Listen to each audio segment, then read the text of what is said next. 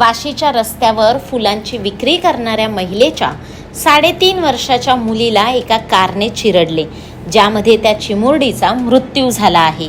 ही घटना 8 जून रोजी घडली। सकाळी 10 वाजताच्या सुमारास जिया भोसले तिच्या 2 मुली आणि बहिणीसोबत नाश्ता करण्यासाठी जात होत्या।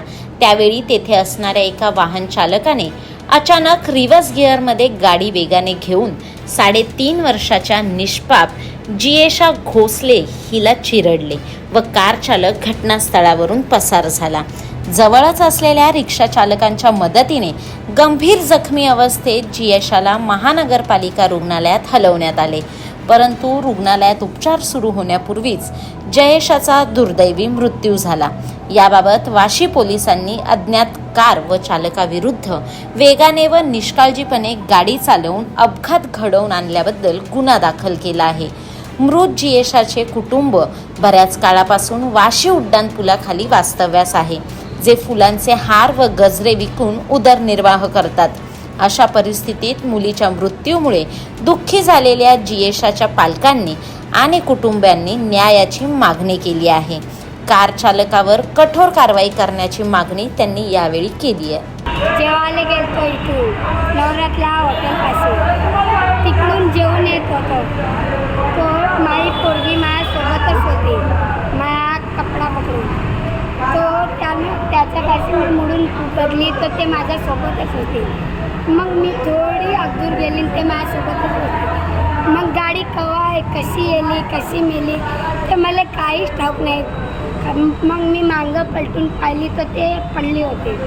त्याचा नाक फुटला होता, दात पडले होते, हे मेदा फुटला होता, ते तोंडाकडून वांते करत होते। लई बेकार त्याची हालतीन झाली।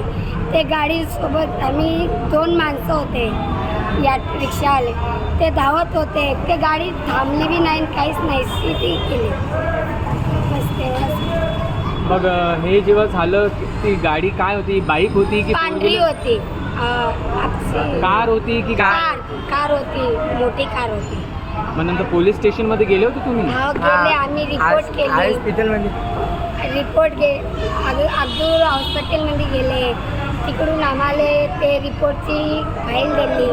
म्हणे ते डॉक्टर की तुम्ही हॉस्पिटल पोलीस स्टेशनमध्ये जा, तर रिपोर्ट करा, तिथून फाईल आणा आम्हाला दाखवायसाठी।